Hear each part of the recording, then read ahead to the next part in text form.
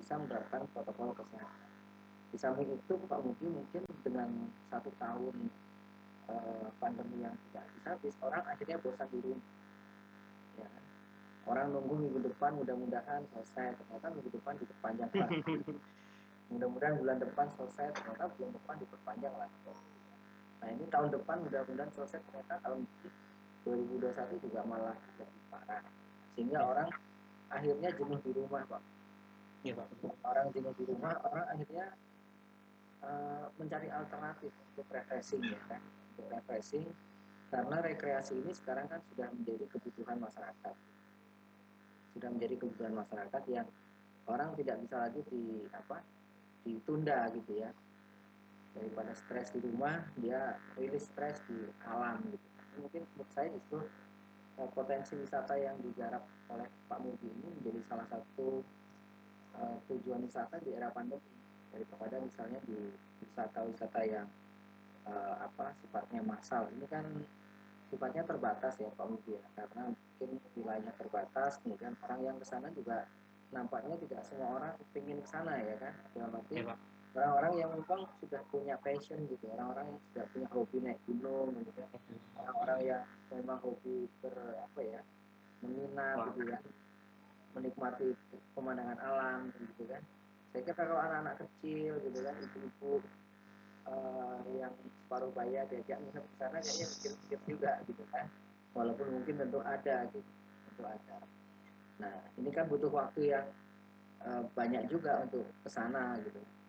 Nah karena itu menurut saya kalau bicara tren wisata di era pandemi ini, ya wisata yang dikelola oleh Pak Mugi ini yang sekarang ini lebih berkembang dibandingkan yang lain. Pada Mei 2020 itu 75% wisata dunia tutup Pak Mugi. Sementara Pak Mugi kan masih bisa membuka itu walaupun mungkin terbatas. Sebenarnya itu. Kemudian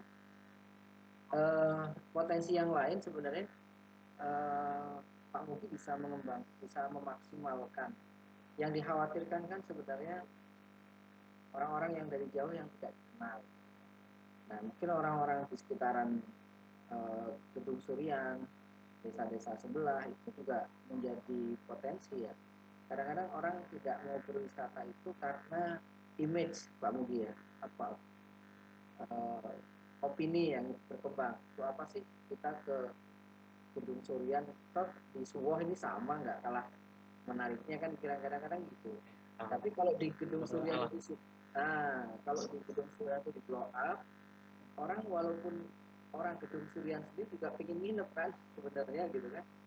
Jadi orang dibuat penasaran dengan objek wisata negeri di atas awan. Makanya waktu uh, ada istilah negeri di atas awan itu, saya juga penasaran sebenarnya ke sana ya kan.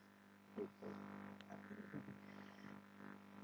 Kemudian yang lebih penting lagi adalah bahwa di era pandemi seperti ini, wisata tetap harus jalan karena itu kebutuhan orang, nggak bisa ditunda. Pemerintah boleh buat larangan-larangan, tapi orang bepergian tuh ya nggak bisa ditunda lagi. Oleh karena itu memang yang paling penting kelompok sadar wisata yang dikelola oleh Pak Mugi dan kawan-kawan ini, ya kalau bahasa akademiknya yang menerapkan clean and safe and healthy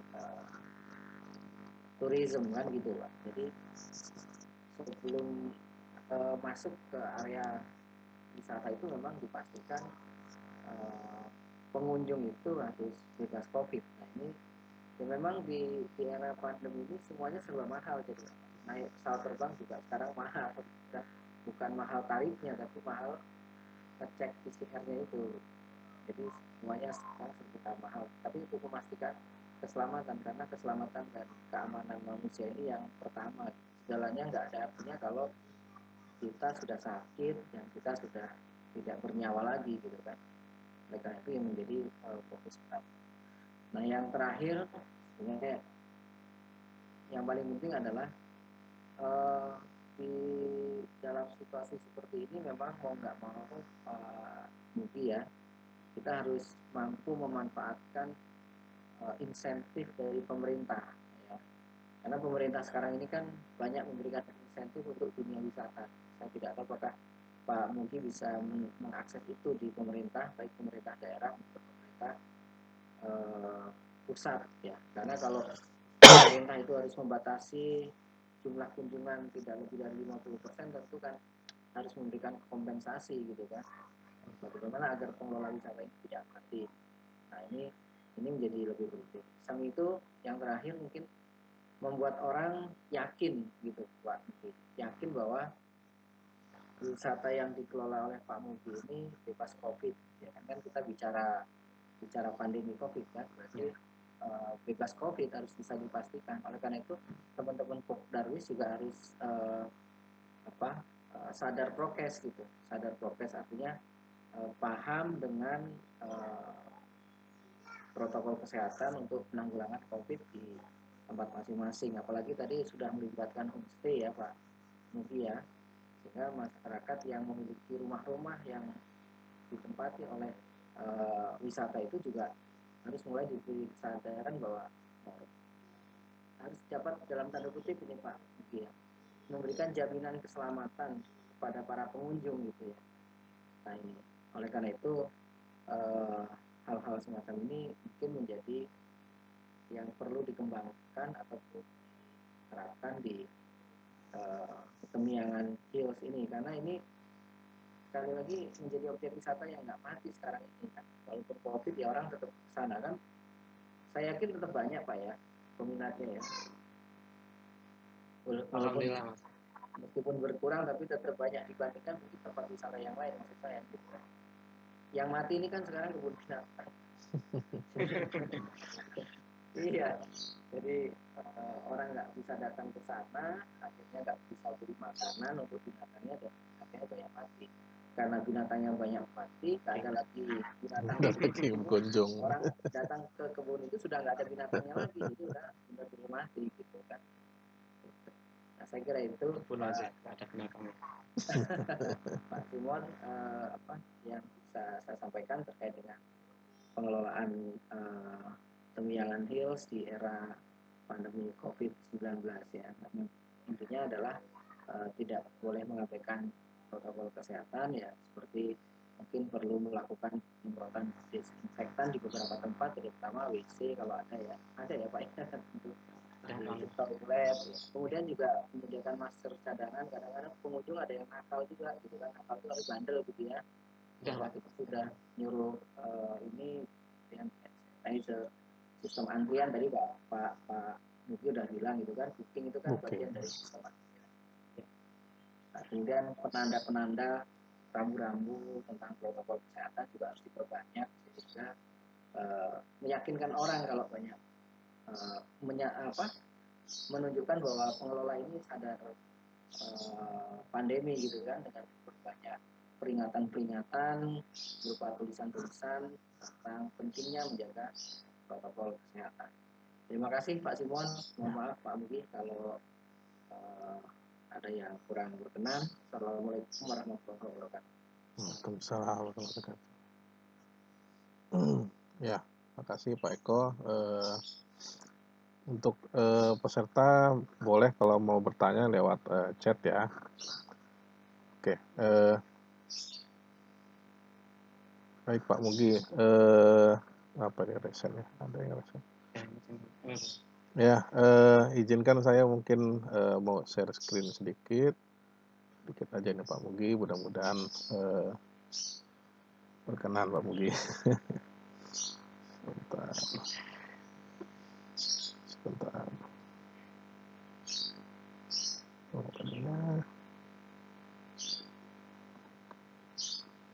Oke, ini ya. Nah, terkait tadi seperti yang sudah dibilangkan Pak Eko gitu ya. Jadi kita sekarang ini zaman pandemi, zaman harus bisa juga meyakinkan ke masyarakat bahwa destinasi wisata kita ya bisa menjaga 4 aspek ini gitu ya. Bisa menjaga kebersihan, kesehatan, keselamatan, dan kelestarian lingkungan. Jadi ini dibuat oleh Kementerian Pariwisata gitu kan. Jadi Kementerian Pariwisata bikin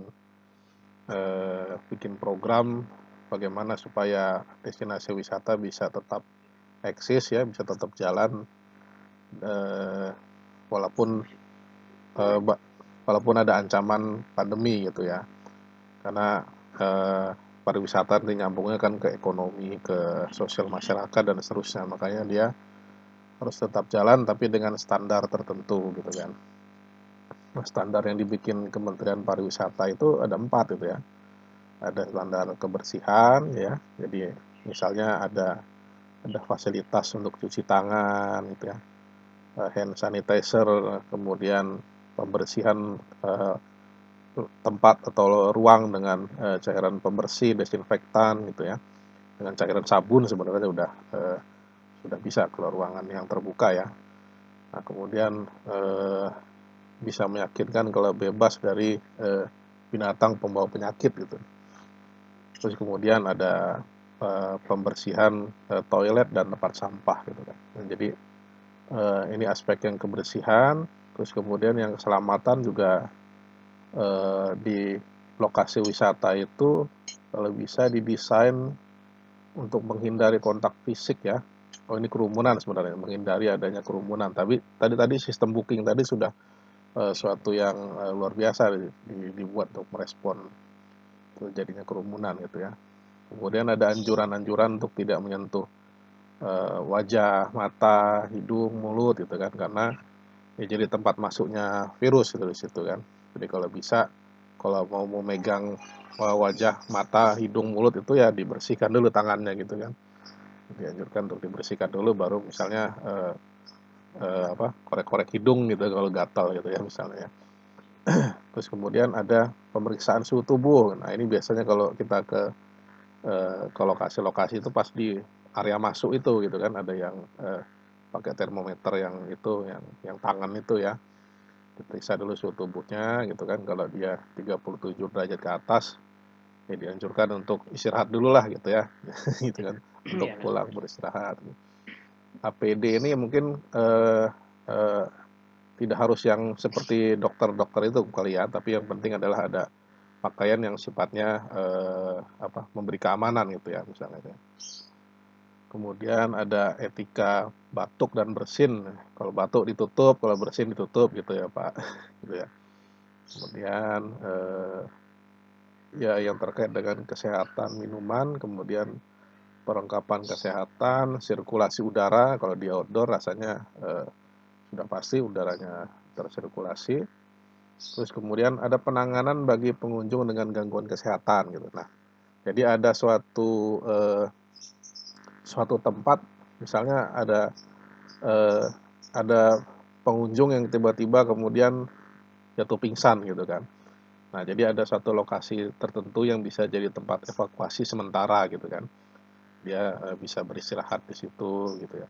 Kayak ruangnya UKS itulah mungkin ya kalau sekolah gitu ya Pak. Nah, ya, terus ada aspek keselamatan nih. Aspek keselamatan ini ya ada poin-poin yang berkaitan dengan prosedur penyelamatan diri kalau terjadi bencana, kemudian alat-alat P3K, pemadam kebakaran, jalur evakuasi gitu ya. Nah, itu kemudian yang kelima adalah terkait dengan alat elektronik gitu ya. Dipastikan terkendali alat elektronik dan kemudian ada media dan mekanisme komunikasi untuk kondisi darurat. Nah, ini yang mungkin juga eh, perlu gitu ya, jadi bisa cepat tanggap seandainya terjadi kejadian darurat gitu ya. Misalnya tadi ada yang tiba-tiba pingsan, kemudian ada penyakit tertentu, siapa-siapa yang harus dihubungi itu sudah tersedia gitu kan, jadi tidak tidak terabaikan gitu kan. Terus yang eh, kelestarian lingkungan juga banyak sekali gitu. Kelestarian lingkungan pokoknya yang berkaitan dengan penyediaan sumber daya yang ramah lingkungan gitu ya, sumber daya air, energi, dan kemudian pengolahan sampah gitu. Pengolahan sampah, kemudian pemantauan dan evaluasi daripada pelaksanaan kebersihan gitu kan. Nah, jadi ini yang 4 poin ini yang kemudian dibuat oleh Kementerian Pariwisata, dan nanti dengan harapannya destinasi wisata bisa kemudian merespon, kemudian menindaklanjuti, dan ujungnya sebenarnya mungkin Pak Mugi sudah pernah diperkenalkan gitu ya, ada sertifikasi CHSE gitu ya. Ya sudah. Nah, itu kan. Nah, ujungnya kan nanti bisa mendapat sertifikasi CHSE. Kalau sekarang masih gratis ini, Pak. Jadi, Ya. jadi kalau mendaftar di sini ya. Nah, ini kan. Nah, nanti kalau saran saya boleh juga tuh, karena lagi masih gratis, nanti bisa ditempel gitu kan di sosial medianya Temiang, sudah dapat sertifikasi CHSE gitu kan. Kita terjaga kebersihannya, keamanannya dari risiko pandemi gitu kan. Karena kalau yang hotel-hotel udah banyak tuh, hotel-hotel malah langsung cepat ya, karena buat meyakinkan orang kalau hotelnya aman gitu kan. Nah, destinasi wisata juga bisa. Harapan saya nanti Temiangan bisa cepat dapat sertifikasi, dan kemudian bisa running, karena kalau nunggu COVID selesai rasanya masih panjang perjalanan gitu kan. Makanya kalau bisa COVID agak menurun, sudah bisa buka lagi Temiangan, tapi kemudian meyakinkan masyarakat dengan sertifikasi CHSE ini gitu. Nah, sehingga nanti kemudian ya hidup lagi kan, objek wisatanya bisa hidup lagi, protokol jalan gitu kan, dan nggak ada laporan yang terkena COVID pulang dari Temiangan gitu. Ya, itu itu harapan saya juga. Poin pentingnya sebenarnya itu, Pak. Jadi saya apresiasi tadi upayanya untuk tetap mengelola objek wisata walaupun ada risiko pandemi gitu kan. Nah, itu kira-kira yang hendak saya sampaikan gitu, Pak ya. Materinya tadinya kalau di lapangan agak panjang, tapi karena online kita persingkat gitu kan. Nah, gitu Pak Mugi. Nah, Pak Mugi, ini ada pertanyaan ya di chat room. Ya. Waduh, ini tapi yang teori-teori biar saya aja ya, saya Pak Eko ya. Nah, ini untuk Pak Mugi nih. Ini izin bertanya Kak Mugi dari Minarti ya. Bagaimana cara kita mengajak kaum milenial mengembangkan potensi wisata di daerah masing-masing gitu kan, dengan mempertimbangkan kesehatan bebas COVID? Ada tips agar daerah tersebut bisa jadi daerah pariwisata yang dapat dinikmati setiap orang, seperti yang Kak Mugi ceritakan sebelumnya gitu. Nah, ini tips-tipsnya kali Kak Mugi, gimana supaya objek wisata itu bisa berkembang dengan memperhatikan kondisi kesehatan COVID-19 gitu ya. Gimana Kak Mugi? Ya, ini pertanyaannya yang bukan dari Riko enggak ini ya? Riko nanti saya aja lah itu. Ya, jadi hampir sama sebetulnya yang Bapak sampaikan di awal tadi. Jadi memang pandemi ini COVID-19 ini menurut kita memang untuk terutama kami kooperatif itu harus benar-benar disiplin. Artinya disiplin dalam hal kita pribadi dulu, baru pengunjung. Ketika kita bisa menerapkan wajib masker, kenapa kita nggak pakai masker? Kalau seperti yang Bapak sampaikan, seperti APD mungkin secara kami yang tiket di atas nggak punya, cuma kalau secara face shield ya, sebagainya kan ada. Jadi penerapan sistem protokol kesehatan itu sudah diterapkannya di bawah kalau di kami. Jadi pertama, ketika kita meninjau homestay, wajib cuci tangan di rumah harus ada. Kemudian clean-nya ketika habis dipakai apapun barang akan kita spray dan lain sebagainya, karena kita kan sudah ada pelatihan manajemen homestay itu tadi. Kita harus bisa mensosialisasikan kepada pemilik homestay itu gimana itu bersih, gimana itu sehat, walaupun ya karena homestay kan bukan hotel atau bintang kan, bukan, artinya yang kegiatan masyarakat di situ, kegiatan pemilik rumah itu, pemilik homestay itu, pengunjungnya ya harus gimana ngerasainnya gitu. saya biasa nggak usah ada saya pakai homestay dimakan pakai minum berapa makan 2 kali misalkan saya higienisnya itu seperti apa itu kita sudah berhasil sosialisasikan kepada homestay itu. Jadi jangan khawatir ketika mungkin pengunjung ke Nian Hill terutama di homestay kami terus wah nanti saya minat di sini jangan-jangan justru sebaliknya mungkin awal kami kesusahan mensosialisasikan kepada pemilik homestay itu ini pengunjung jauh-jauh loh gimana Pak cara mengatasinya kan saya takut kena COVID. Nah itu jadi bukan pengunjung yang takut kepada kami tapi awalnya adalah pemilik homestay itu yang takut duluan. Kita awal dari homestay dulu ya.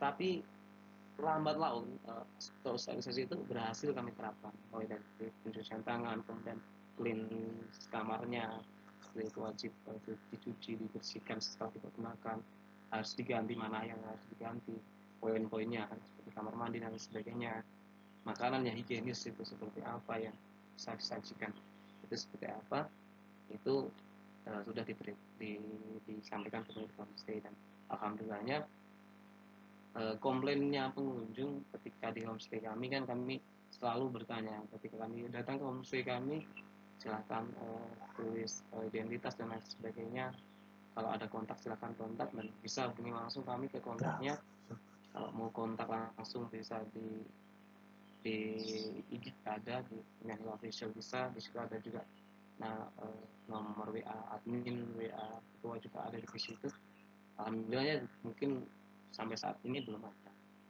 Itu penanggulangannya pertama kali. Kemudian penanggulangan yang kedua, ada beberapa kebijakan yang kami terapkan.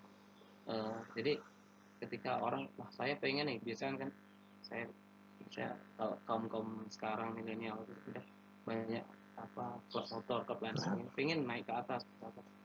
Asalkan itu tidak terjadi luapan, kemudian tidak hari libur atau malam minggu, diperbolehkan. Cuman ketika yang datang keluarga pakai mobil kami harus menyediakan karena kami menyediakan parkir bawah gitu khusus malam minggu wajib jalan kaki tujuannya seperti apa kami pengen mengedukasinya kepada masyarakat pengunjung ini bagaimana sih mencintai alam itu yang seperti apa kami tidak ingin jadi kebisingan masyarakat ketika naik gunung dan sebagainya itu seperti apa jadi edukasinya untuk jalan kaki hidup sehat seperti apa sudah kami terapkan dan di parkir pun kami sudah menerapkan tes suhu kemudian cuci tangan ada di situ jadi ketika memang dia pengunjung itu yang datangnya jauh-jauh ya di itu kami